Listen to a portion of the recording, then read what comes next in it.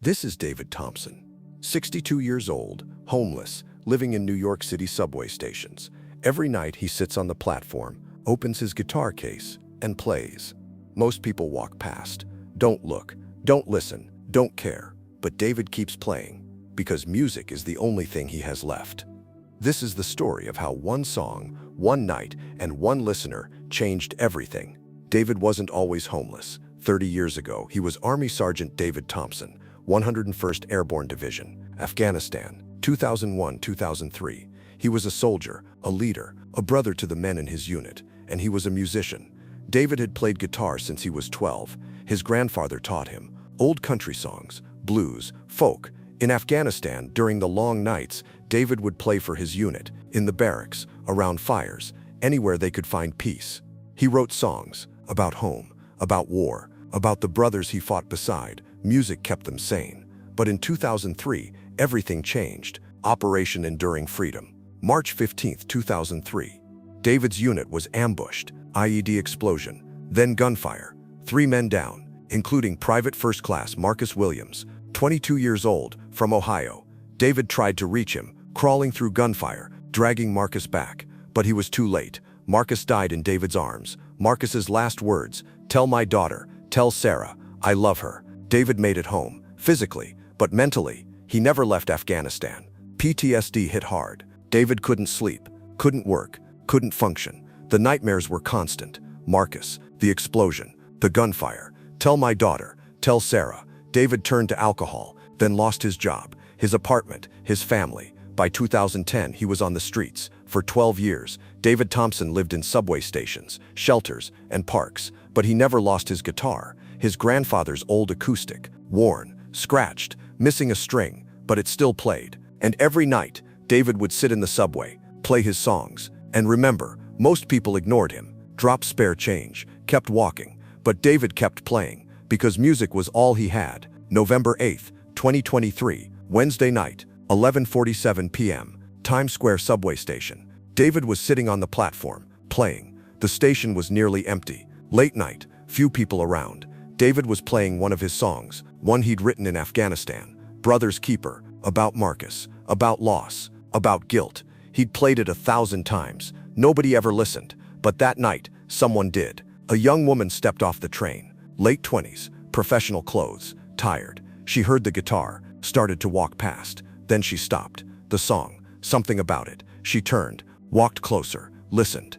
David was singing, eyes closed, lost in the music. "I carried you through fire, but I couldn't bring you home. Your last words still echo in every song I've known. Brother's keeper, that's what I swore to be. But I'm the one who's haunted, and you're the one who's free." The woman's eyes filled with tears. She stood there, listening, crying. When David finished, she didn't move. David opened his eyes, saw her. "You okay, miss?" She wiped her tears. "That song, where did you learn it?" "I wrote it, long time ago. Afghanistan, 2003. She sat down on the platform, right there, next to a homeless veteran. "What's it about?"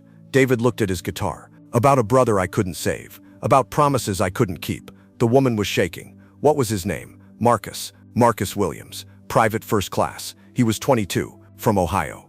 The woman broke down, sobbing. David didn't understand. "Miss, I'm sorry, I didn't mean to." She looked up at him. "Marcus Williams was my father." Time stopped. David stared at her. "What? My name is Sarah Williams. I'm 28 years old. I never met my father. He died in Afghanistan 3 weeks before I was born.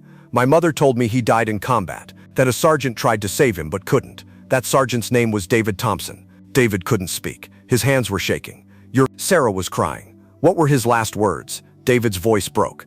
"Tell my daughter, tell Sarah, I love her." Sarah collapsed into David's arms, sobbing. 2 strangers, connected by a war, a death, a song. 20 years later, in a subway station, they sat there for 2 hours, talking. David told her everything, about Marcus, about Afghanistan, about the ambush, about how he tried. Sarah told him about growing up without a father, about how her mother struggled, about how she'd always wondered who her dad was. "I'm a music producer," Sarah said. "I work for Meridian Records. We produce albums for artists." David smiled weakly. "That's great. Your dad would be proud. That song you wrote, Brother's Keeper, it's beautiful. Do you have others?" "I've written maybe 47 songs, over 30 years, all here." He tapped his head, and in this, he held up a worn notebook, falling apart, pages covered in lyrics. Sarah looked at him. "David, can I record them?" "Record? Your songs. I want to produce an album. Your voice, your guitar, your story." David laughed, sad. "Sarah, I'm homeless. I'm nobody.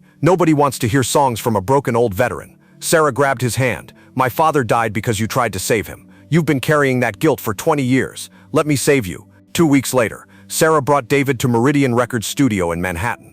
The producers were skeptical. "Sarah, he's a homeless guy with a guitar. This isn't..." "Listen to him, just once." David sat in the recording booth, his grandfather's guitar, his worn notebook. He played Brother's Keeper. The room went silent. By the end, 3 producers were crying. One of them, Marcus Chen, the head of A&R, spoke first. "We're recording the album." They spent 6 weeks in the studio. David recorded all 47 songs, raw, honest, no overproduction, just his voice and his guitar. Songs about war, loss, homelessness, survival, hope. Sarah titled the album, "Tell Her I Love Her," after Marcus's last words. The cover photo, David in the subway station, guitar in hand, but standing, not sitting. They released it independently on Spotify, Apple Music, and YouTube. Sarah posted the story on social media. "This is David Thompson, Army veteran, homeless for 12 years. He wrote these songs about his life, including one about my father, who died in his arms in Afghanistan. Please listen." The album dropped on January 15, 2024. It went viral in 48 hours. TikTok, Instagram, Reddit, Twitter. Everyone was talking about the homeless veteran with the haunting voice. Brother's Keeper became the most streamed song on Spotify. 15 million plays in the first week. Rolling Stone called it the most honest album of the decade. NPR interviewed David. "How does it feel to go from homeless to famous?" David's answer, "I'm not famous. I'm just a soldier who finally got to tell his story." 3 months later, Tell Her I Love Her had been streamed over 200 million times. David's earnings, 2.4 million. He was nominated for a Grammy, Best Folk Album, but David didn't keep the money. He bought a small apartment. Simple, clean, that's all he needed. The rest, he started the Marcus Williams Foundation, a nonprofit supporting homeless veterans, providing housing, PTSD treatment, job training, and a special program, Veteran Musicians Initiative. Homeless veterans could record music, get studio time, tell their stories. Over the next year, they produced 23 albums from veterans across the country. David produced every one. Grammy Awards, February 2025. David Thompson walked the red carpet, 62 years old, in a simple suit, Sarah Williams beside him. They'd been working together for over a year now, producer and artist, but more than that, Sarah had become the daughter he never had. David had become the father she never knew. When they announced Best Folk Album, David won. He walked to the stage, holding his grandfather's guitar. The audience stood, applauding.